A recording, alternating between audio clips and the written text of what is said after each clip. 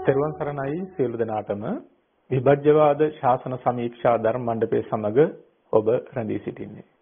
මේ වර්ෂයේ ප්‍රථම වැඩසටහන මුලින්ම ලැබුවා වූ නව වසර ධර්මානුකූල සිතුම් පැතුම් දියුණු වෙන නිරෝගී සම්පන්න සුබ නව වසරක් වේවා කියලා ආශිර්වාද කරනවා. ඉතින් තවත් සුවිශේෂී කරුණක් මතක් කරන්නට තියෙනවා. හෙට නෙමේ අනිද්දා වෙනකොට විභජ්‍යවාද මහා ධර්ම සංഭാෂණය සිදු කරලා වසරක් පිරෙන දවස 2020 ජනවාරි 4 වෙනි දින ගෞරවනීය හාමුදුරන් වහන්සේලා 5009කගේ සහභාගීත්වයෙන් යුක්තව කොළඹ සුගතදාස ග්‍රහස්ත ක්‍රීඩාංගණයේදී ත්‍රිපිටක 5000ක් පූජා කළ උත්තරීතර පින්කම. ඒ පින්කම සිද්ධ කරලා අනිද්දා වෙනකොට හරියටම වසරක් ගත වෙනවා. ඉතින් ඒ සඳහා දායකත්වයේ සැලසූ සෑම සියලු දෙනාට නැවත වතාවක් අපි ඊටමත් කෘතවේදීව පුණ්‍යානුමෝදනා කරමින් අද වැඩසටහන ආරම්භ කරන්නේ. අද අපි කතා කරන්නේ දිට්ඨි පිළිබඳව. දිට්ඨි කියන කාරණාව අතිශයින්ම වැදගත් කාරණාවක්. විශේෂයෙන්ම නිවන් දකින්න බලාපොරොත්තු වෙන ඔබට මේ පිළිබඳව විශිෂ්ට අවබෝධයක් තිබීම අතිශයින්ම වැදගත් කාරණාවක්. මොකද දිට්ඨි පිළිබඳව දන්නේ නැත්නම් දිට්ඨි නිරෝධයක් පිළිබඳව, දිට්ඨි නැති කිරීමක් පිළිබඳව හිතන්නවත් පුළුවන් කමක් නැත්තේ නේ. ඒ නිසා මේ සසර ගෙවා ගන්න කොහොම හරි ඕන කියලා අප්‍රමාදීව කටයුතු කරන ඔබට අතිශයින්ම වැදගත් ධම් කරුණක් අද මේ අපි සාකච්ඡාවට ප්‍රස්තුත වශයෙන් යොදාගෙන තියෙන්නේ. ඉතින් අදත් සුපුරුදු පරිදි සාකච්ඡා මණ්ඩපයට වැඩම කර සිටිනවා ලබනෝරුව කන්ද ආරණ්‍ය සේනාසන අධිපති රාජකීය පඬිතු ශාස්ත්‍රපති කොත්මලේ කුමාර කස්සප පඬිතු හාමුදුරන් වහන්සේ. අපි ඊටමත් ගෞරවයෙන් පඬිතු හාමුදුරන් වහන්සේව පිළිඅර ගන්නවා. තෙරුවන් සරණයි කස්සප හාමුදුරනේ. දිට්ඨි ගැන කතා කරනකොට ඔබට හිතෙන්නට පුළුවන් දිට්ඨි ඔක්කොම නරකද කියලා. අපි ඒ පිළිබඳව මුලින්ම හඳුනාගෙන ඉමු. අද ප්‍රස්තුතයේ වශයෙන් අපි විශේෂයෙන් අවධානය යොමු කරන්නේ දිට්ඨි අතර මේ භව දිට්ඨි සහ විභව දිට්ඨි කියන කාරණාවට. නමුත් අපි මුලින්ම දිට්ඨි කියන කාරණාවත් විසඳාගෙනම භව දිට්ඨි සහ විභව දිට්ඨි පිළිබඳව හඳුනාගමු. කස්සප හාමුදුරුවනේ කොහොමද අපි දිට්ඨි සහ භව දිට්ඨි විභව දිට්ඨි පිළිබඳව හැඳින්වීමක් කරන්නේ? තෙරුවන් සරණයි සියලු දෙනාටම. ස්වාමීන් වහන්සේ සිහිපත් කළා වගේම නව වසරක් උදා වෙලා තියෙනවා. ඒ ලැබුවා වූ නව වසර ඔබ සියලු දෙනාටම තුම් ධර්මාවබෝධය සැලසෙන උතුම් නව වසරක් වේවා කියලා මුලින්ම ආශිර්වාද කරනවා. ඒ වගේම අපේ විභජ්‍යවාද මේ මහා ධර්ම සංഭാෂණය සිද්ධ වෙලා තව දවස් දෙකකින් වර්ෂයක් සම්පූර්ණ වෙනවා. ඉතින් ඒ සඳහා බොහෝ පිරිසක් අපට දායකත්වයේ සැලසුවා. ඒ වැඩසටහන සාර්ථක කර ගැනීම සඳහා අපට උපකාර කළා. ඒ සියලුම දෙනාට අප මේ අවස්ථාවක් කරගන්නවා පුණ්‍යානුමෝදනා කරන්නට. ඒ වගේම ඒ විභජ්‍යවාද වැඩසටහනට සමගාමීව බොහෝ තරුණ පිරිසක්, ඒ වගේම තවත් බොහෝ පිරිසක් සමාජ මාධ්‍ය මගින් ඒ මිත්‍යා දෘෂ්ටීන්, නැත්නම් මිත්‍යා මත ප්‍රතිබාහනය සඳහා ඉතාමත් විශාල හඬක් නැගුවා. ඒ සියලුම දෙනාටත් අප මේ අවස්ථාවක් කරගන්නවා පුණ්‍යානුමෝදනා සිද්ධ කරන්නට. මොකද ඒ සියලු කටයුතු අපට සාර්ථක කරගන්නට පුළුවන්කම ලැබුණේ ඒ සියලුම දෙනාගේ උදව් උපකාරය නිසා. ඒ නිසා ඒ අපට සහසම්බන්ධ වුණ, ඒ වගේම එය දැක බලා සතුටු වුණ, ඒ වගේම ධර්මකාමී ඒ සියලුම දෙනාට අප විශේෂයෙන් පුණ්‍යානුමෝදනා කරනවා. ඒ සිද්ධ කරගත්ත මහා කුසලය ඔබට හැම කාලෙකම යහපත පිණිස පවතින උත්තරීතර කුසලයක් බවටම පත් වෙනවා නොඅනුමානයි. කසපන්දනේ ඒ වගේම අපේ අතිපූජනීය මහානායක මාහිම්පාණන් වහන්සේලා ප්‍රධාන විද්වත් මහා සංඝරත්නයේ සම්භාවනීය අතිපූජනීය මහා සංඝරත්නයෙන් ලැබිච්ච ආශිර්වාදයේ ඒ සඳහා ඒ අතිපූජනීය මහා සංඝරත්නයේ දායකත්වයේ පිළිබඳවත් අපි විශේෂයෙන්ම ගෞරව නමස්කාර පූර්වකව පුණ්‍යානුමෝදනාව සිදු කරමින් අපේ සාකච්ඡාව ආරම්භ කරන්නේ. එහෙමයි. මේ විදිහට අපි ගෞරවනීය මහා සංඝරත්නයට පුණ්‍යානුමෝදනා කරනවා වගේම එදා එදිනට වැඩම කළ වගේම වැඩම නොකලා වූ දේ සියලුම භික්ෂුන් වහන්සේලාට, ස්වාමීන් වහන්සේලාට, මහා සංඝරත්නයට අපි ආශිර්වාද කරනවා මේ ලැබුවා වූ නව වසර පැවිදි ජීවිතය අර්ථවත් කරගන්න නව වසරක් බවට පත් වේවා කියලා. අද අපට ප්‍රස්තුත මාතෘකාව බවට පත් වෙලා තියෙන්නේ භව දිට්ඨි සහ විභව දිට්ඨි කියන මේ කාරණා දෙක පිළිබඳව. ඉතින් මේ කාරණා දෙකේදීත් අපිට තව බොහෝ තැනකදීත් කතා කරන්නට ලැබෙන මාතෘකාවක් තමයි දිට්ඨි කියලා කියන්නේ. එතකොට දිට්ඨි විවිධාකාරයි.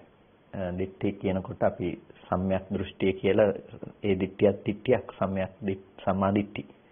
එතකොට ඒ වගේම මේ දිට්ඨි කියන පොදු වචනය තුළ දිට්ඨි ගහන, දිට්ඨි කාන්තාර මේ ආදී වශයෙන් දක්වනවා.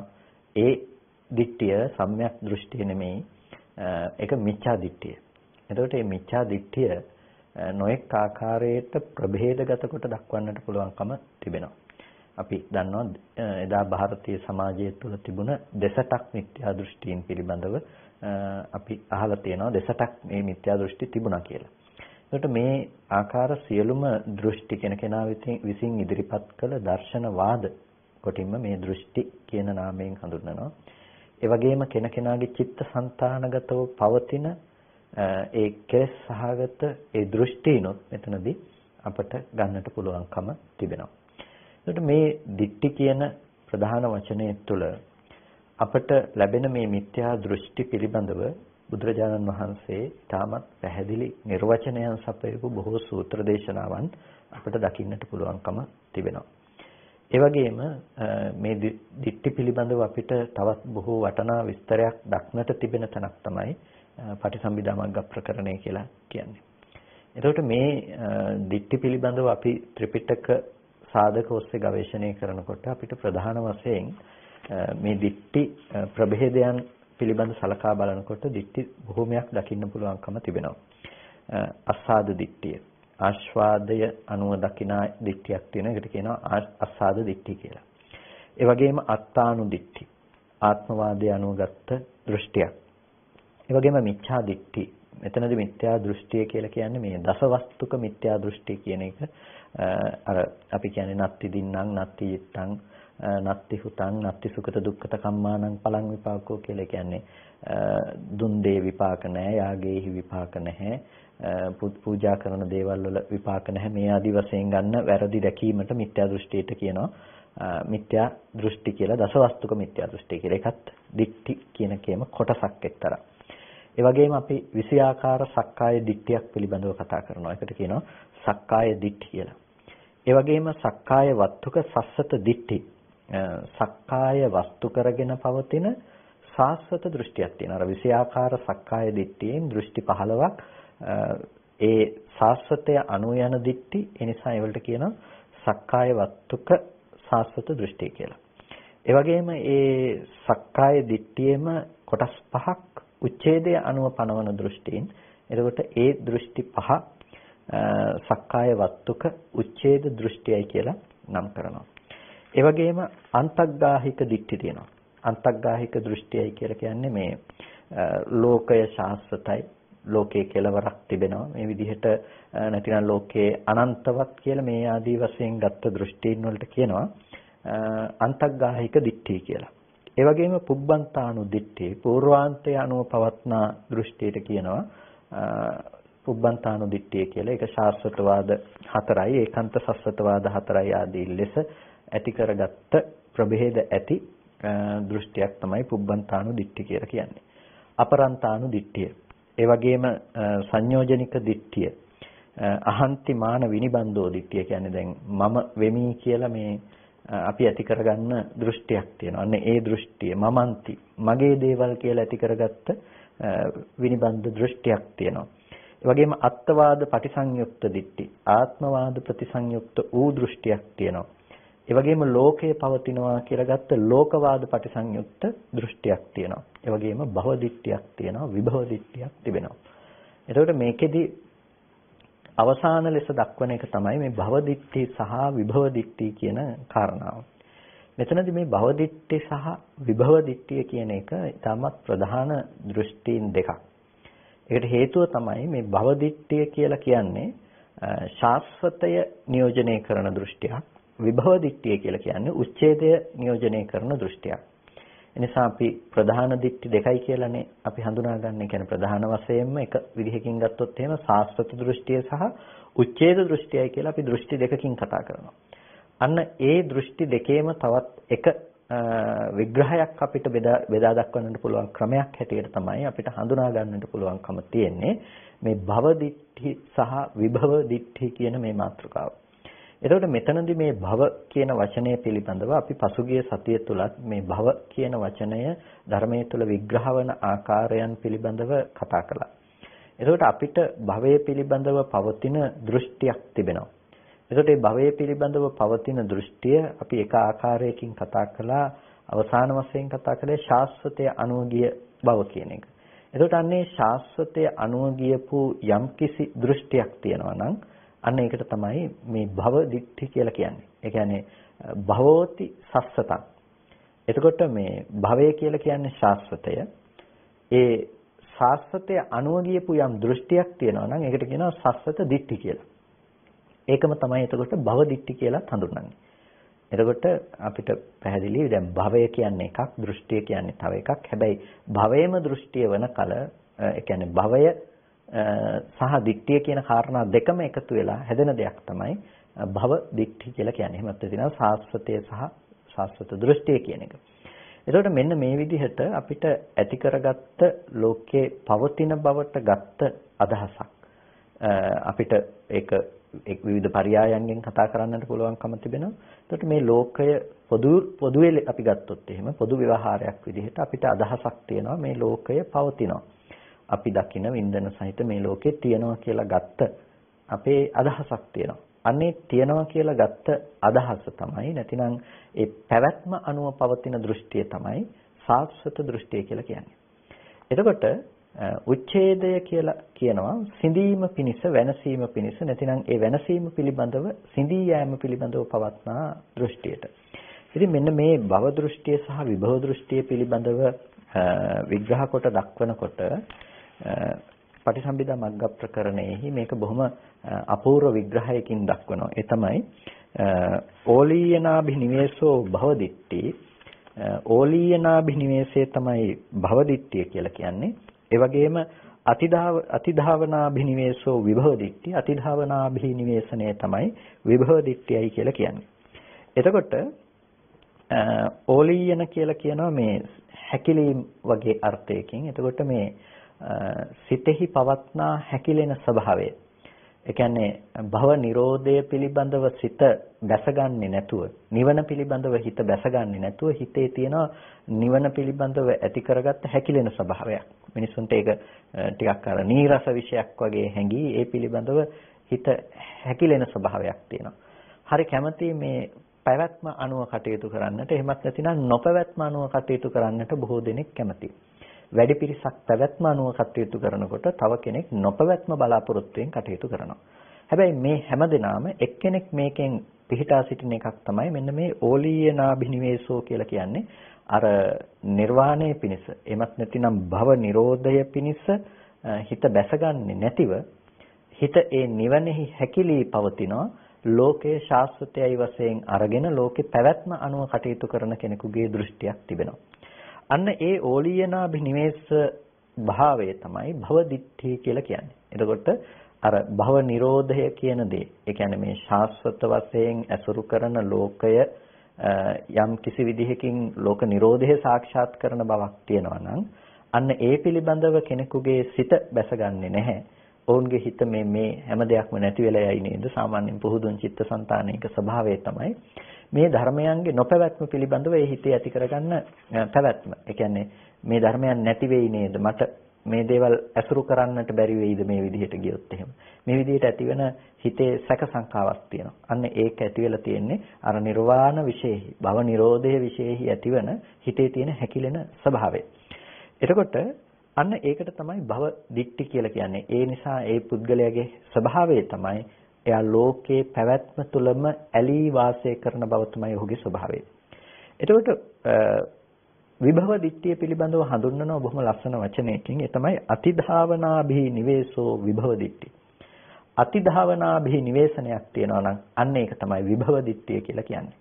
එතකොට අතිධාවනාභි නිවේෂණය.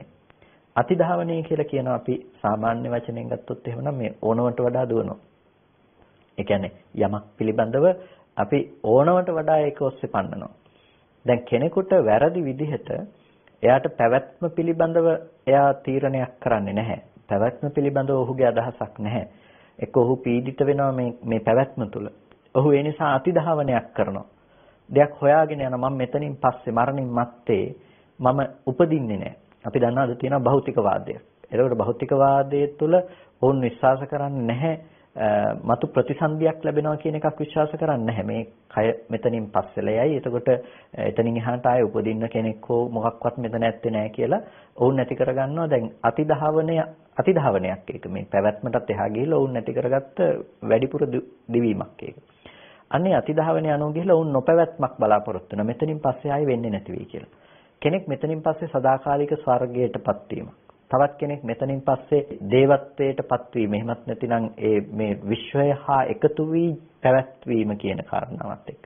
මෙන්න මේ ආකාර වශයෙන් අපි ගත්තාම විවිධාකාරයෙන් පවතින චිත්තසංතානගත දෘෂ්ටීන් දකින්නට පුළුවන්. සාස්වතේ සහ උච්ඡේදය අනුව යන දෘෂ්ටීන්. එතකොට ඒ මතු නොයිපදීම හෝ නැතිනම් මතු නොවීම පිළිබඳව පුද්ගලයෙකුගේ මතු සිඳී යෑම කියන දේ කල්පනා කරන දෘෂ්ටියට කියනවා අතිධාවනාභිනිවේෂ විභව දෘෂ්ටියයි කියලා. අතිධාවනය අනුව යන ඒ විභව දෘෂ්ටිය කියලා.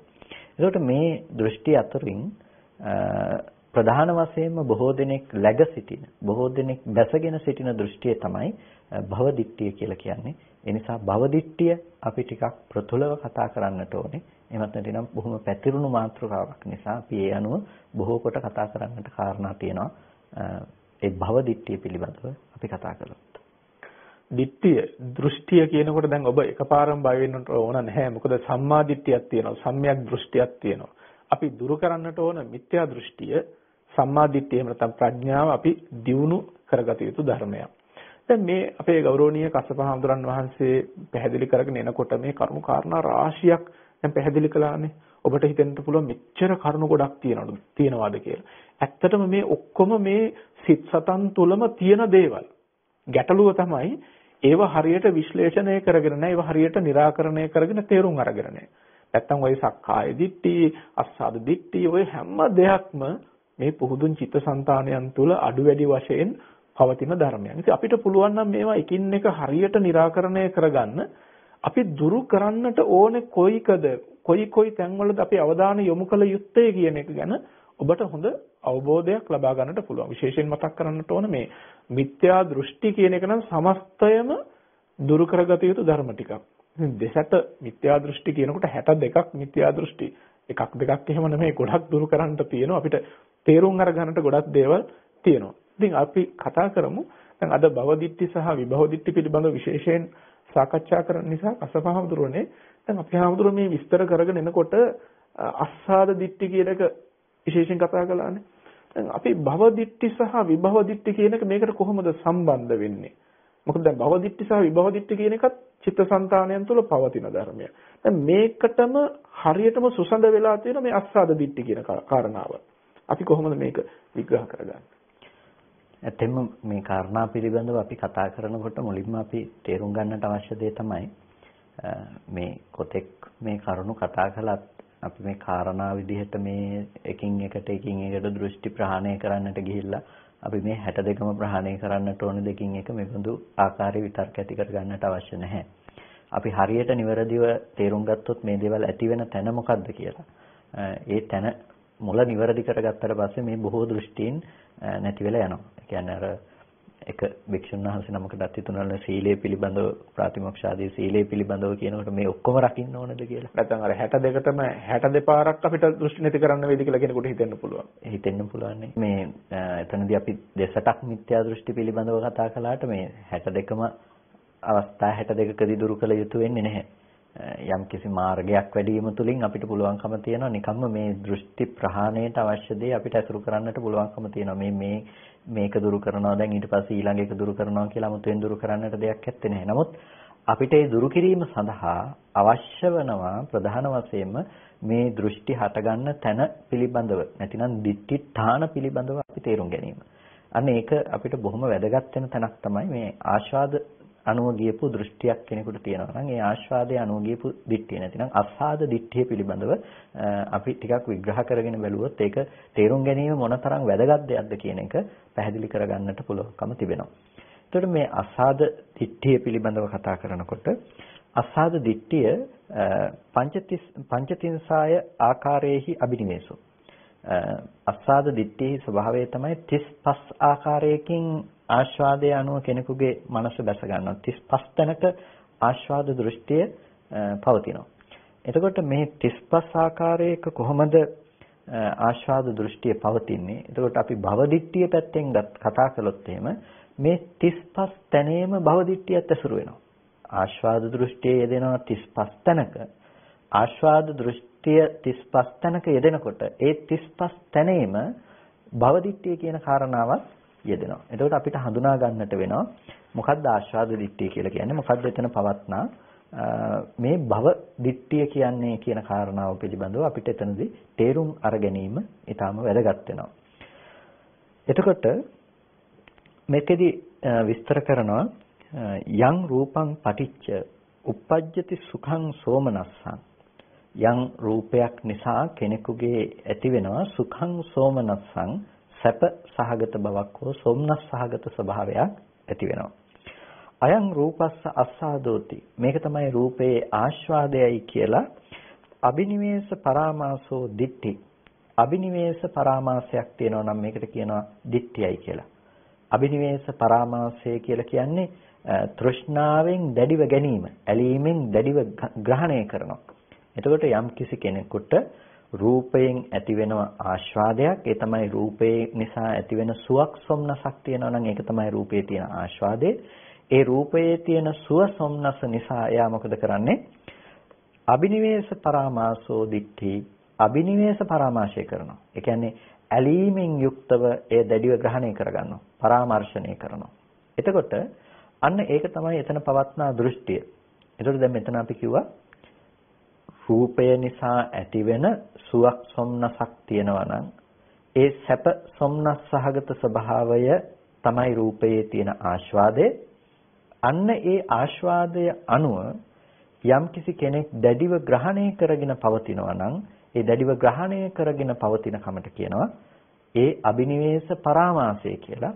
ඒ ඇලීම දැඩිව ග්‍රහණය කරගෙන පවතින අබිනිවේෂ පරාමාසයේ දිට්ඨිය. එතකොට අපිට මෙතන දිට්ඨිය කියන දේ හඳුනා ගන්නට පුළුවන්කම තිබෙන්නේ අර සුව සොම්නස කියන බව දැඩිව ග්‍රහණය කරගෙන තියෙනවා. එතකොට මේකම අපි භව දිට්ඨියට අදාළ කරගෙනයි මේ කතා කරන්නේ. එතකොට අපිට මෙතනදී පැහැදිලි වෙනවා මොකද්ද මේ ආස්වාදය රූපයේ තියෙන ආස්වාදය අනුව ඇති කරගත්ත භව දිට්ඨිය කියලා. ඒ තමයි රූපය කෙරෙන් ඇතිවෙන සුව සොම්නස අපි දකිනවා ඒක රූපයට අයිති රූපේ පැත්තේ තියෙන දෙයක්. එතකොට අපිට දැන් ඒ විඳීමට සැපසහගත රූප ලෝකේ තියෙනවා. ඒ ආස්වාදයේ ගේන්නේ කොහෙන්ද? ඒ ආස්වාදයේ ගේන්නේ රූපේ.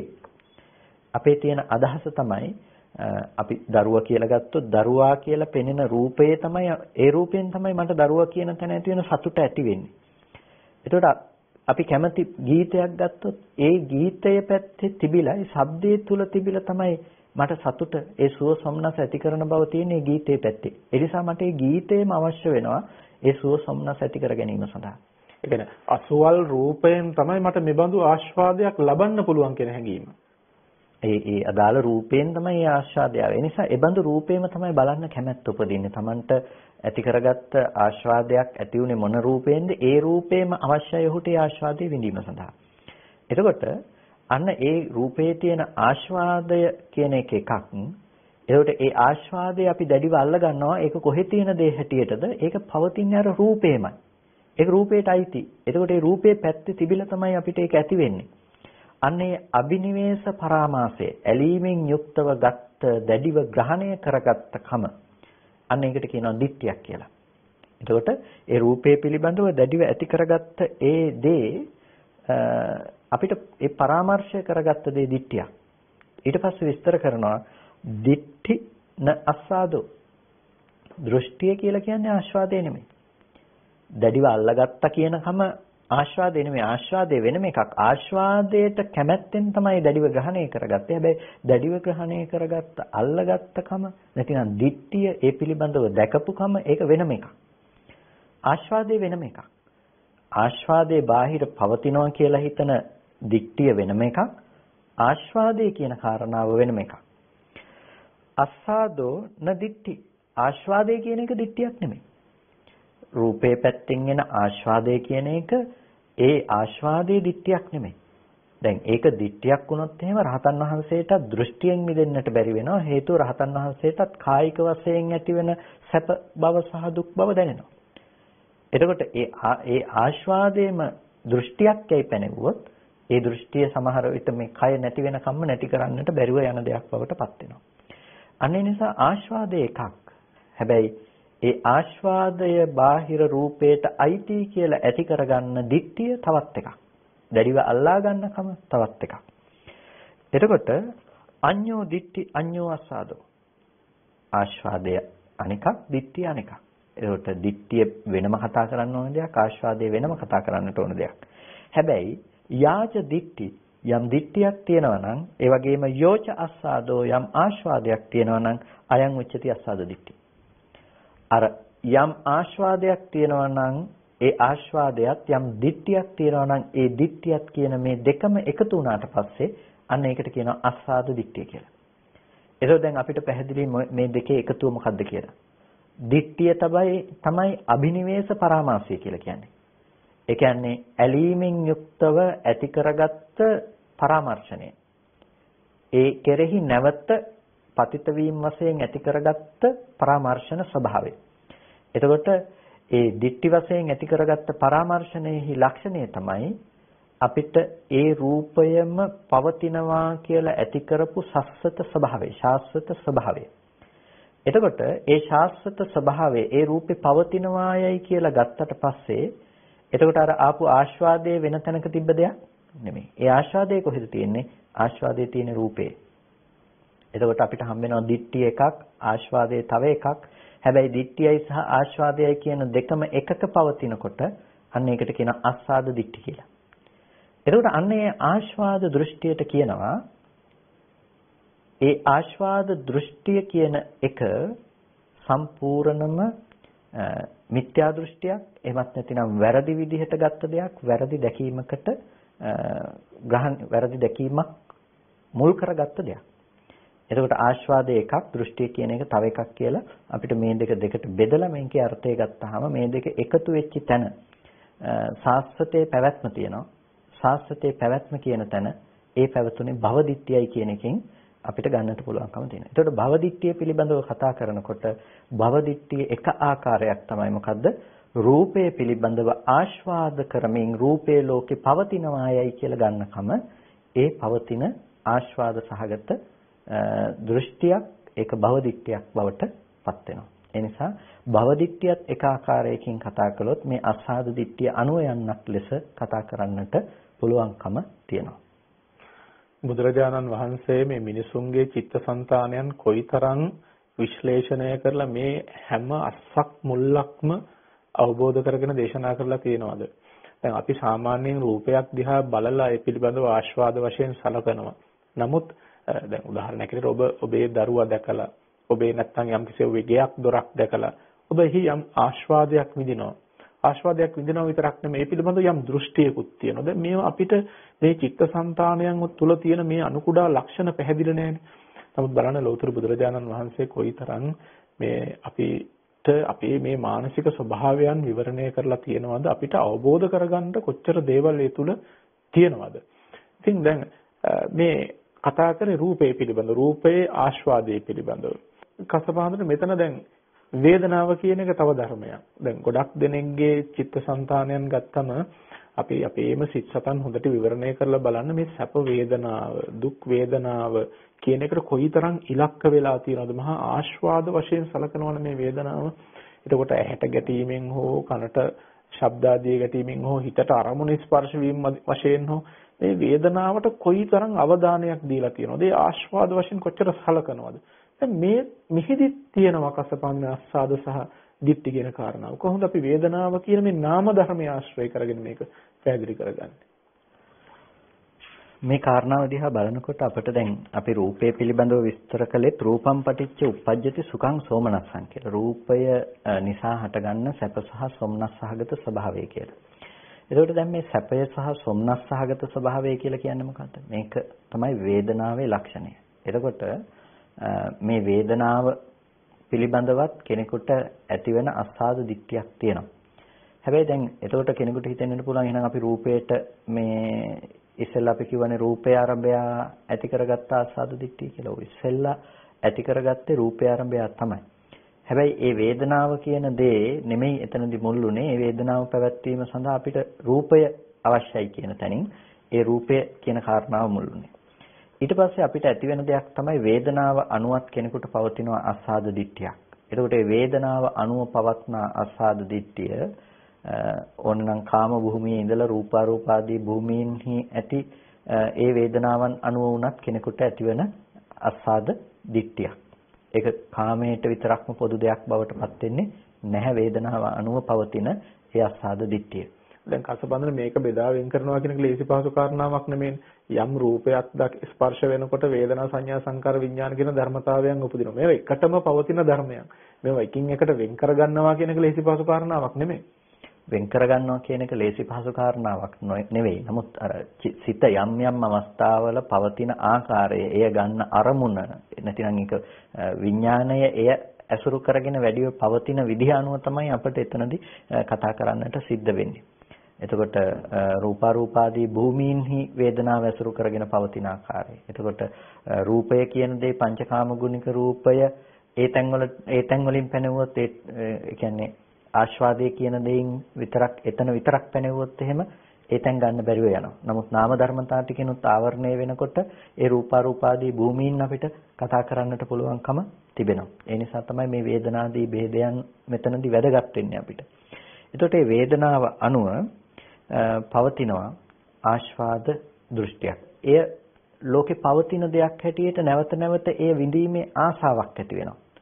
එතකොට අපි රූපයක් වෙත හෝ නැවත නැඹුරු වෙන්නේ අර වේදනාව කියන කාරණාව මුල් කරගෙන වේදනාව ලබා ගැනීමේ අදහස ඇතිව. එතකොට මේ වේදනාව පිළිබඳව අපි ඇලීමෙන් යුක්තව දැඩිව ග්‍රහණය කරනකොට අබිනිවේෂ පරාමාසයක් සිද්ධ කරනකොට ඒ වේදනාව පිළිබඳව සිද්ධ කරන අබිනිවේෂ පරාමාසය තමයි මෙතනදී කතා කරන්නේ දිට්ඨියයි කියලා. එතකොට වේදනාව ඒ ආස්වාදනය කරපු එක ඒකට කියනවා වේදනාවේ තිබුණු ආස්වාදය කියලා. එතකොට මේ වේදනාව කියන දේ පිළිබඳව ඇති කරගත්ත දිට්ඨි සහගත ස්වභාවයක් තිබුණා. ඒ පිළිබඳව ඇලීමෙන් ඇති කරගත්ත පරාමර්ශනයක් තිබුණා. එතකොට ඒ ඇලීමෙන් ඇති කරගත්ත වේදනාව පිළිබඳව ඇති කරගත්ත පරාමර්ශණයට කියනවා දිට්ඨියයි කියලා. එතකොට අර ආස්වාදයේ වෙනම එකක්, දිට්ඨිය වෙනම එකක්. හැබැයි වේදනාව පිළිබඳව පවත්තා මේ දෘෂ්ටියයි ආස්වාදයයි දෙකම එකක් බවට පත් වුණාට පස්සේ ඒකට කියනවා අස්සාද දිට්ඨිය කියලා. එතකොට වේදනාව කියනකොට අපි සැප විඳිනවා, දුක් විඳිනවා, සාමාන්‍ය වෙලාවට නොසුව වේදනාවක් තියෙනවා. මේක තමයි අපේ චිත්තසංතානයන් නිරන්තරයෙන් මුහුණ දෙන తත්වය. හොඳ අරමුණක් ගැටෙනකොට සතුට වෙන බවක් තියෙනවා. අපිට සැප වේදනාවක් දැනෙන බවක් තියෙනවා. කටුක අරමුණකදී දුක් වේදනාවක් දැනෙන බවක් තියෙනවා. දැන් මෙන්න මේ වගේ තැන්වලදී මේ වේදනාව කියන ධර්මයක් එක්ක යම් ආස්වාදයක් ඇති වෙනවා නම් අපිට සතුට උපදන බවක්, අපි බොහොම හිත ඇලෙන කමක් ඇති වෙන බවක් තියෙනවා නම් මෙන්න මේ ආස්වාදයේ අනුවගියපු දෘෂ්ටිය. එතකොට ඒක තමයි අස්සාද දිට්ඨිය කියලා කියන්නේ. මේක අපිට දැන් දිට්ඨිය සහ ආස්වාදය කියන එක දෙකක් හැටියට ලෞතර බුදුරජාණන් වහන්සේ පැහැදිලි කරලා දීලා තියෙනවා. මේවා අපිට මේ තේරුම් ගන්න තාම සියුම් කරුණාකාරණා රාශියක් මේ තුල අන්තර්ගත වෙලා තියෙනවා. මේ වේදනාව කියන කරුණත් එක්කම ඊටම අනුයාතව තියෙන අනෙක් කාරණාව තමයි සංඥාව කියන එක, හඳුනා ගන්නවා කියන එක. ඒකට මේ හඳුනා ගැනීමත් එකක් තියෙනවා ආස්වාදය කියන එකක්. දැන් අපිට ආස්වාදනීය හඳුනා ගැනීම තියෙනවා. එතකොට මේ ආස්වාදයට එකත් දෘෂ්ටිින්නේ පැවැත්මක් තියෙනවා. අස්සාද දිට්ඨියක් තියෙනවා. කසපාදුලේ සංඥාව සම්බන්ධයෙන් අපි කොහොමද අස්සාද දිට්ඨිය තව දුරටත් පැහැදිලි කරගන්නේ? වේදනාව වගේම සියුම් දෙයක් තමයි සංඥාව කියලා කියන්නේ. වේදනාව පිළිබඳව අපි කතා කළේ වේදනාව පිළිබඳව අපිට ඇති කරගන්න සුවසොම්නස් අපි ලබාගත් වේදනාවක් අපි විඳපු සැප හෝ ඒ උපේක්ෂා සහගත හෝ වේවා ඒ බඳු වේදනාවක් පිළිබඳව අපිට ඒ පිළිබඳව නැවත ඇති කරගන්න සුවසොම්නස් බවක් තියෙනවා නම් අන්න ඒකට තමයි අපි කිව්වේ වේදනාවේ තියෙන ආස්වාද හැඟීම කියලා, නැතිනම් අස්සාදයයි කියලා කිව්වේ. ඒ විදිහටම තමයි සංඥාවත් පිළිබඳවත් අපිට කතා කරන්නට පුළුවන්කම තියෙන්නේ. සංඥාව කියන්නේ හඳුනනකම. එතකොට අපිට හඳුනනකම් ගත්තාම ආස්වාදනීය හඳුනනකම් තිබෙනවා. එතකොට සංඥාව කියන එක ටිකක් ලොකු මාතෘකාවක් මේ විෂය කතා කරන්නට යනකොට ඒ කියන්නේ දැන් ඔය සංඥාව කියනකොට හඳුනා ගැනීම කියන එක ඒ සිතේ ස්වභාවය අනුව හඳුනා ගැනීමෙහි වෙනස්කම් තිබෙනවා. එතකොට ඒක විපාක සිතක හඳුනා ගැනීම සහ කර්ම සහගත චිත්තයක යෙදෙන සංඥාව කියන මේ චෛතසික ධර්මයේ තියෙන වෙනස්කම් තිබෙනවා. එතන හඳුනා ගැනීම කියන දේ කරලා තියෙන්නේ එකිනෙකට වෙනස් කාර්යයක්. නමුත් අපිට මෙතනදී පොදුවේ කතා කරන්නට වෙනකොට සංඥාවේ තියෙන ආස්වාදයයි කියලා කියනවා නම් එතකොට සංඥම් පටිච්ච උප්පජ්ජති සුඛං සෝමනස්සං කියලා කියන්නේ සංඥාව නිසා උපදිනවා නම් යම් සැපසහගත බවක් හෝ සෝමනස්සයක් උපදිනවා නම් අන්න ඒක. එතකොට ඒ සංඥාව නිසා උපදින සැපසහගත බවයි කියනකොට දැන් අපිට ලෝකේ සැපසහගත සංඥා තියෙනවා. ඒ කියන්නේ ඔබ හිතන්නට කැමති සංඥාවක් තියෙනවා. එතකොට මෙතනදී සංඥාව කියලා කියනවා අන්න ඒ අර්ථයෙන් අරගෙන. ඒ කියන්නේ දැන් අපි කියන්නේ අසුබ සංඥාව වඩනවා කියලා. ආදීනව සංඥාව වඩනවා කියන්නේ. එතකොට ඒක හුදු සංඥා චෛතසිකයකින් පමණක් කොටු කරලාම කතා කරන දෙයක් නෙමෙයි. පොදුවේ ඒ ඇති කරගන්න මානසිකාරයම හඳුන්වා දෙනවා සංඥාවක් හැටියට. මොකද ඒ හඳුනා ගන්න ආකාරය ලෝකයේ පිළිබඳව අසුබ වශයෙන් ඇති කරගන්න හඳුනා ගැනීමට තමයි සුබ සංඥාව දුරු කරගන්න ඒ සංඥාවට තමයි අසුබ සංඥාව කියලා කියන්නේ. ලෝකයේ පිළිබඳව දකින ආදීනව වශයෙන් හඳුනා ගන්න කමට තමයි ආදීනව සංඥාව කියලා කියන්නේ. එතකොට මේ සංඥාව කියන ධර්මයන් මේ විදිහටම කෙනෙකුට ආස්වාදයේ පිණිස ආස්වාදයේගෙන විද්දෙන දෙයක් බවට පත් වෙනවා. ඒ කියන්නේ සංඥාව නිසා උපදින ආස්වාදයක් තියෙනවා. ඒ තමයි කාම සහගත සංඥාවන් ලෝකේ කෙනෙකුට තියෙනවා නම්. ඒ කියන්නේ ඔබ කැමති දේවල් ගැන ඔබ හඳුනා ගන්නකොට, ඒ දේවල් පිළිබඳව හිතනකොට, ඒ දේවල් වල නිමිති අනුනිමිති ඔබට සතුට උපදින දෙයක් බවට පත් වෙන්නේ. එතකොට ඒ බඳු සංඥාවත් ඔබට සතුටගෙන දෙන්නක් බවට පත් වෙනවා. අනේ සංඥාව හඳුනා ගැනීම කියන ලක්ෂණය නිසා ඔබේ හිතට යම් සැපක් ඇති වෙනවා නම්, ඔබට යම් සුවක් ඇති වෙනවා නම් අන්න ඒකට තමයි මේ කියන්නේ ආස්වාදයයි කියලා. ඒ කියන්නේ හඳුනා ගැනීම නිසා ඔබ විඳිනවා සැප සතුට කියන දෙක. එතකොට අන්න ඒක තමයි සංඥාවේ තිබෙන ආස්වාදය. එතකොට ඔය සංඥාව නැත්තම් එතනින් එහාට ඔබට ඒ දේ ප්‍රකට වීමක් වෙන්නේ නැහැනේ. ඒ නිසා සංඥාවත් මෙතන ප්‍රධාන කෘත්‍යයක් සිද්ධ කරන දෙයක්. එතකොට මේ සංඥාව නිසා ඔබ කාමසහගත සංඥාව නිසා ඒ අරමුණේ සැප විඳිනවා. ඒ අරමුණ ලැබුණොත් ඔබ සතුට වෙනවා. එතකොට අන්න ඒ සංඥාව කියන ලක්ෂණය ඒ අනුව සතුට වෙනකම අන්න ඒක තමයි එතන තියෙන ආස්වාදය කියලා කියන්නේ. එතකොට එතනදී ඔබ ඒ සතුටු වෙන කම පිළිබඳවම දැඩිව ඇලීම් සහගතව පරාමර්ශණය කරනවා. ඒක එක්ක රූපයට දාන්න පුළුවන් ඔබ, වේදනාවට දාන්න පුළුවන් ඔබ. එතකොට ඒ දේවල් ලෝකේ පවතිනවා කියලා ඒක ඒ සංඥාව තුළ තිබිලා එන දෙයක් හැටියට ඔබට හිතෙන්න පුළුවන්.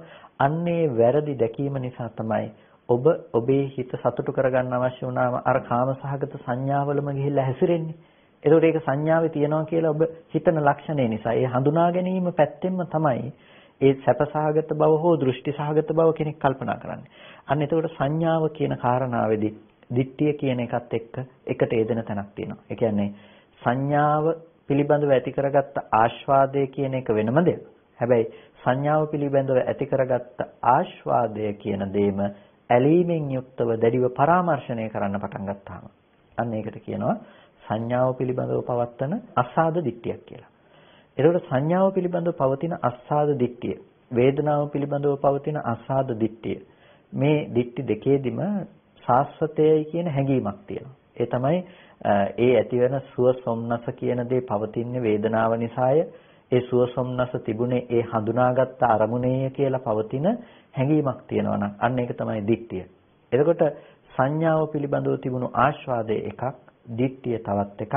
හැබැයි ඒ සංඥාව පිළිබඳව පැවැත්වුණු ආස්වාදයම දැඩිව ඇලීමෙන් යුක්තව ඒකෙමයි මේක තිබුණේ කියලා දැඩිව ග්‍රහණය කරගන්නකොට ඒකට කියනවා අබිනිවේෂ පරාමාස දිට්ඨි කියලා. ඒක දිට්ඨිය. ඒකම භව දිට්ඨියක් බවට පත් වෙනවා. එක පැත්තකින් ඒක අස්සාද දිට්ඨි, තව පැත්තකින් ඒක භව දිට්ඨි කියලා හඳුන්වනවා. මොකද මේ සැපසහගත සංඥා මනසිකාර ලෝකේ පැවැත්ම අනුව තමයි එයා ග්‍රහණය කරගෙන තියෙන්නේ.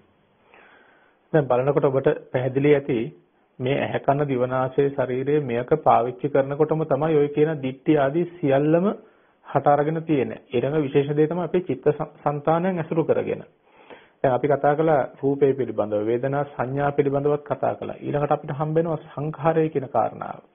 චෛමේ භික්කවේ චේතනා කායා කියලා එක බුද්ධ දේශනාවක සඳහන් වෙන්නේ මේ සංඛාර ස්කන්ධය පිළිබඳව දේශනා කරනකොට චේතනා කායවල 6ක් පිළිබඳව රූප සංචේතන, ශබ්ද සංචේතන, ගන්ධ සංචේතන ආදී වශයෙන් සඳහන් වෙන චේතනා 6. එතකොට මේ සංඛාරය පිළිබඳවත් තියෙනවා අස්සාදයක් සහ අස්සාද දිට්ඨියක්. චේතනාවන් පිළිබඳව කසපහඳුනේ කොහොමද අපි ඒක පැහැදිලි කරන්නේ? චේතනාව එහෙමත් නැතිනම් තව විදිහකින් කියනවා නම් සංස්කාරය පිළිබඳවත් කෙනෙකුට තියෙනවා ආස්වාදයක්. ඒ තමයි සංඛාරම් පටිච්ච උප්පජ්ජති සුඛං සෝමනස්සං. යම් කිසි කෙනෙකුට ඒ සංස්කාරය නිසා උපදින සුවක් සොම්නසක් තිබෙනවා නම් අන්න ඒ සුව සොම්නස තමයි එතන තියෙන ආස්වාදයයි කියලා කියන්නේ. ඒ කියන්නේ සංස්කාරය කියන එකේදී ඔබ හිතන්නකො ඔබ පවත්තන චේතනාව කියලා. එතකොට මේ චේතනාව නිසා තමයි ඔබට පවතින ආස්වාදය තියෙන්නේ. සමහර දේවල් පිළිබඳව ඔබ හිතමින් සතුටු වෙන්නට කැමති. අපි බොහොම රළු මට්ටමෙම කතා කළොත් එහෙම දැන් අර හිත ඒ පිළිබඳව දුක් වෙන්නට කැමති.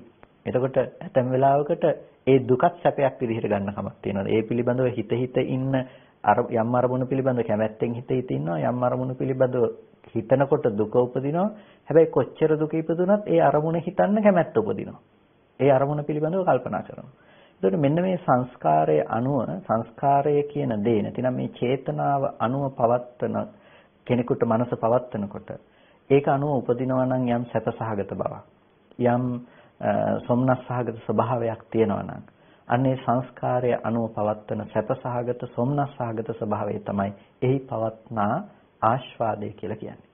එතකොට ඒ ආස්වාදය ඔහු හිතන්නේ ඔහු දකින්නේ අර මේ සංස්කාරයටම අයිතිව තිබෙන දෙයක් කියලා. නැතිනම් ඒ චේතනාවටම අයිතිව තිබෙන දෙයක් හැටියට තමයි ඔහු කල්පනා කරන්නේ. එතකොට ස්වාමීන් වහන්සේ සිහිපත් කළා වගේම අර චේතනා කායන් 6ක් තියෙනවා. එතකොට ඒක රූප, ශබ්ද, ගන්ධ, රස, ස්පර්ශ කියලා ගත්ත මේ ධර්මයන් අනුව පවත්තන චේතනා කායන් තිබෙනවා. එතකොට ඒ ධර්මයන් අනුව නැවත නැවත හිත ඉන්නකොට අපේට ඇති වෙන සතුට සොම්නස් සහගත ස්වභාවය කියන දෙයම එතන පවත්තන ආස්වාද චේතනාව ආස්වාදය කියන දේ. ඒ ආස්වාද සහගත සංස්කාරය ඒකට අයිති දෙයක් කියලා හිතනකොට අර හිතන එකට ඇතුළත් කියලා හිතනකොට ඒකේ තියනවා කියලා හිතනකොට ඒකටම කැමැත්තෙන් දැඩිව ඇලෙනකොට ඒක පරාමර්ශණය කරගෙන සිටිනකොට අන්න ඒකට කියනවා අබිනිවේෂ පරාමාස දිට්ඨි කියලා. එතකොට ඒක අපි කරලා තියෙන මොකද්ද? අපි දැඩිව ග්‍රහණය කරගෙන තියෙනවා. ඒ කියන්නේ ඒක අල්ලගෙන තියෙනවා. අර හිතන කමට අපි නැවත නැවත ඇලෙමින් හිතන කම පිළිබඳව අපි කැමැත්තෙන් ග්‍රහණය කර ගැනීමක් සිදු කරලා තියෙනවා. අන්න ඒක තමයි සංස්කාරයේ පිළිබඳව පවත්නා අබිනිවේෂ පරාමාස දිට්ඨිය කියලා කියන්නේ. එතකොට මේ ධර්මයන් කාම භූමියේ සත්‍යයන් හැටියට නැත්නම් කාම භූමිය අනුගිය අය හැටියට අපිට මේ රූප, ශබ්ද, ගන්ධ, රස, ස්පර්ශ කියන මේ දේවල් වලින් තොරව අපිට මේ වේදනාව, මේ සංඥාව, මේ සංස්කාරය කතා කරන්න පුළුවන් කමක් නැහැ. රූප අරූප භූමීන්ට නම් ඒ මට්ටම් අනුව කතා කරන්නට පුළුවන්කම තියෙනවා. ධ්‍යාන චිත්තයන්හි ඇති චෛතසික ධර්මයන් අනුව වෙන වෙනම කතා කරන්නට පුළුවන්කම තිබෙනවා. නමුත් පොදුවේ මෙතනදී අපි කතා කරන්නේ මේ පුහුදුන් චිත්තසංතානයක කාමාවචර මට්ටමකදී පවතින ආකාරය පිළිබඳව. මොකද ඔබට අදාළ වෙන්නේ බොහෝ විට ඒ භූමිය නිසා. එතකොට අපිට පවතින අදහස තමයි අර රූප සංචේතනාව, ශබ්ද සංචේතනාව පිළිබඳව ඇති කරගත්ත ආස්වාදය පිළිබඳව ඇති කරගත්ත දිට්ඨිය. ඒකට ආස්වාදය එකක්. ඒ පිළිබඳව ඇති කරගත්ත සංස්කාරයකින් ලැබෙන ආස්වාදය කියන එකක්. ඒ අනුව පවත්වන දිට්ඨිය තවත් එකක්. එතකොට ඒ දිට්ඨියයි ආස්වාදයයි දෙකම සංස්කාරය පිළිබඳව පවත්වනකොට නැතිනම් ඒ සංස්කාරයේ ආස්වාදය සහ දිට්ඨිය කියන ඒ කාරණා දෙකම අරගන්නකොට ඒකට කියනවා අස්සාද දිට්ඨි කියලා. එතකොට ඒ ආස්වාද දෘෂ්ටිය භවය අනුව යන දෙයක්. ඒ නිසා මේක භව දිට්ඨි කියලා කියනවා. මොකද ඒ සංස්කාරයේ පවතින දෙයක්. එයාට හිත ඉන්න පුළුවන්කම තියෙන දෙයක්. ඒ අරමුණම තමයි පැවැත්ම කියන දේ සකස් කරලා දෙන්නේ කියන හැඟීම තියෙනවා.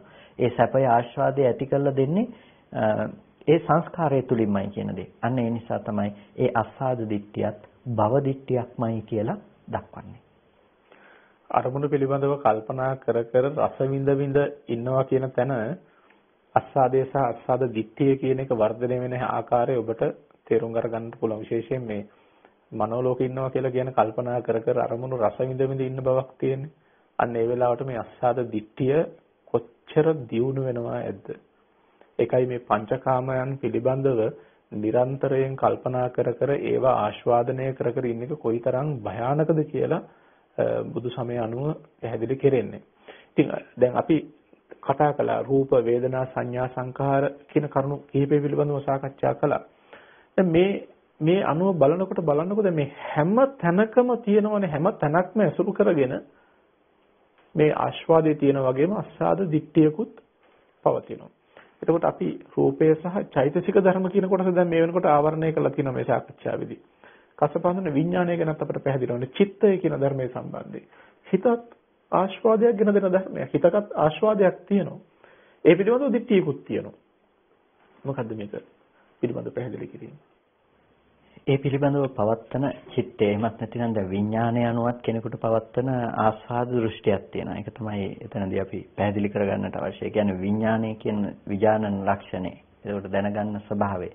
විඥානම් පටිච්චුප්පජ්ජති සුඛං සෝමනස්සං කියලා දක්වනවා. විඥානය අසුරු කරගෙන විඥානය නිසා ඇති වෙනවා සැපසහගත බවක් සහ සොම්නස්සහගත බවක්. ගොඩක් වෙලාවට මේ කර්මසහගත විඥානය එහෙම නැතිනම් අපි කැමැති අරමුණක කැමැති සිතක් එතන පවතිනවා. එතකොට ඒ සිත තුළ අපි කැමති විදිහට ඒකේ වින්දනයක් අපි ලබනවා. ඒ කියන්නේ ඔබ දරුවා පිළිබඳව හිතනවා, දරුවා පිළිබඳව කල්පනා කරනකොට ඒ ආදරණීය හැඟීම ඔබට දැනෙනවා. එතකොට එතන පවතින ඒ විඥානන ලක්ෂණය මේක ඇතුළේ මේ හාරගෙන ගිහිල්ලා මේ ඒක චිත්තක්ෂණික ධර්මතා බෙදන්න පුළුවන් තැනක නෙමෙයි මේ කතා කරන්නේ. එතකොට මේ යම් කිසි මට්ටමකින් දරුවා කියන මට්ටමක නැතිනම් දරුවා කියලා අපි හිතේ සතුටු වෙන තැනක ඒ පවත්තන සිත නිසා හටගත්ත සුවක් සොම්නසක් එතන තියෙනවා. ඒ කියන්නේ මේ කාම ධාතුවේ සත්‍යයක් හැටියට ගත්තාම. ඒකට එතන පවත්තන සුවක් සොම්නසක් සැපසහගත බවක් තිබෙනවා නම් අන්න ඒක තමයි ඒ විඥානයේ තියෙන නැතිනම් ඒ සිතේ තියෙන ආස්වාදය කියලා කියන්නේ. එතකොට අපි ඒ සිතටත් කැමතියි. දැන් මේක අපි ස්කන්ධ විදිහට ගත්තොත් එහෙම මේව වෙන් කරන්න බැරි ධර්මනේ. ඒ කියන්නේ වේදනා සංඥා සංකාර විඥාන කියන මේ ධර්මය වෙන් කරන්නට පුළුවන් කමක් නැත්තේ නැහැ. එතකොට මේ එකකට අපි ඇති කරගත්තයි කියලා කියන්නේ ආස්වාද සංඛ්‍යාත දෘෂ්ටියක්. අනික් ධර්මයන්ට නිකම්ම ආස්වාද සංඛ්‍යාත දෘෂ්ටිය ඇති වෙලා තිබෙනවා. ඒක නිකම්ම සිද්ධ වෙන දෙයක්. නමුත් මෙතනදී මේ එක එක ලක්ෂණයන් අනුවයි අපි මේ කතා කරන්නේ. ඒ නිසා මෙතනදී මේ වෙන්ව කතා කරනවා මෙතන විඥානන ලක්ෂණය දැනගන්නකම. දැනගන්නකමයි කියලා කියනකොට ඔබ දැනගන්නවා මොනවද දැනගන්නේ? ලෝකේ හොඳ දේවල් තියෙනවා කියලා ඔබ දැනගන්නවා. ඔබ කැමති දේවල් තිබෙනවා කියලා ඔබ දැනගන්නවා. ඒ දේවල් තියෙන්නේ රූපවල, ශබ්දවල, ගන්ධවල, රසවල, ස්පර්ශයන්හි කියලා ඔබ දැනගන්නවා. ඒකට ඒ දැනගැනීම අනුව ඔබ ඒ දේවල් වල සතුටටපත් වෙනවා. එතකොට මේ සතුට සුව සොම්නස ආවේ කුමක් නිසාද? අර ඒ දේවල් ගැන ඔබ දැනගත්ත නිසා. නැතිනම් ඒ හිත නිසා, ඒ පවත්තපු ඒ මානසිකාර්යය සහ හිත නිසා තමයි ඔබට ඒ සුව සොම්නස කියන දේ ඇති උනේ. එතකොට අන්නේ සුව සොම්නස කියන දෙයට කියනවා එතන තියෙන හිතෙහි පවත්නා ආස්වාදයයි කියලා එක. ඒක තමයි විඥානයේ තියෙන ආස්වාදය. ඒ ගැන හිත ඔබට සතුටු වෙන්න පුළුවන්කම තිබෙනවා. ඒ වගේම ඒ ආස්වාදයම විඥාණයට අයිති. එහෙම නැතිනම් ඒ හිතට අයිති. ඒක කියලා අපි හිතනකොට එහිම පවතින දෙයක් හැටියට අපි කල්පනා කරනකොට නැවත ඒ හිතම උපද්දමින් අපිට ඒ සැපේ ලබන්නට පුළුවන් කියලා අපිට අදහසක් ඇති වෙනකොට අන්න ඒකට කියනවා දිට්ඨියයි කියලා. එතකොට ඒ අබිනිවේෂ පරාමාස දිට්ඨිය. ඒ කියන්නේ අබිනිවේෂය කියලා කියන්නේ අපි බොහොම ඇලීමෙන් යුක්තව අපි කරපු පරාමර්ශනයක් තියෙනවා. ඇලීමෙන් යුක්තව කරපු දැඩි ග්‍රහණයක් තියෙනවා. අන්නේ අබිනිවේෂ පරාමාසය දිට්ඨිය. ඒකට ඒ විඥානේ ඒ හිත දැඩිව අල්ලා ගන්නවා. අපි මේකම මේ අරමුණම මේ හිතම සැපයි කියලා. ඒකට මේ හිතම සැපයි කියලා අපි අල්ලගෙන මේ සුවසොම්නසයිති මේකටමයි කියලා අපි හිතනකොට ඒ ඇති කරගත්ත දිට්ඨි සහගත ස්වභාවයයි නියෝජනය වෙන්නේ. ඒකට මේ දිට්ඨි සහගත ස්වභාවය එතන නියෝජනය වෙනකොට ඒකටම කියනවා අපි භව දිට්ඨි කියලා. ඒකට හේතුව තමයි ඒ සැපසහගත ස්වභාවයේ විඥානනේ නැතිනම් විඥානයේ දැනගන්න බව ඇසුරු කරගෙන තියෙනවයි කියලා හිතනකොට ඒ දැනගෙන ඒ පිළිබඳව පවත්නා ඒ ලක්ෂණයට අපි භව දිට්ඨියයි කියලා කියනවා. මොකද ඒකේ සාස්වතය අනුව ගිහිල්ලා ඒ පවතිනවායයි කියලා ගත්ත සංකල්පනාවක් තමයි එතන ඔහුට තිබෙන්නේ. හැහෙන් රූපයක් දැකලා කනෙන් සද්දයක් අහලා නාසයෙන් ගඳ සුවඳක් විඳලා දිවෙන් රසයක් කයින් ස්පර්ශයක් හිතින් අරමුණක් මෙන්න මේ ටිකත් එක තමයි පුද්ගලයා ජීවත් වෙනවායි කියලා මේ කාරණාව සිද්ධ වෙන්නේ. ඉතින් මෙන්න මේ ආයතන ටික අරගෙන යනකොට ඒවයෙන් ආස්වාදයෙන් ඇති වෙනකොට ඒ පිළිබඳව කොච්චර අපිට ඒකන හැඟීම් දැනීම් අපේ සිතිවිලි කොයි ආකාරයෙන් ක්‍රියාත්මක වෙනවද විවිධ දෘෂ්ටීන් හට ගන්නවා. මේ පුද්ගලයෙක්ම විඳිනවා පුද්ගලයෙකුගේ වේදනාවක් සත්පුද්ගල ආත්ම භාවයක් නිර්මාණය වෙනවා. මමමයි මේ ආස්වාදනය කරන්න කියන හැඟීමක් ඇති වෙනවා. නැත්නම් මේක අනුන්ගේ කියලා හිතනවා. ඒ පිළිබඳව වෙනත් අදහසක් ඇති වෙනවා. මේක මේ ආස්වාදයේ පුද්ගලයෙකුට ඇති නැත්නම් ආත්මයක් විඳිනවා කියන හැඟීමක් ඇති වෙන්න පුළුවන්. මේ වගේ මේ ජීවත් වෙනකොට මේ ඉන්ද්‍රිය පරිහරණය කරනකොට කොච්චර දෘෂ්ටීන් හට ගන්නවද? ආස්වාද මාත්‍ර ආරම්භයක් කොච්චර දෘෂ්ටීන් හට ගන්නවද?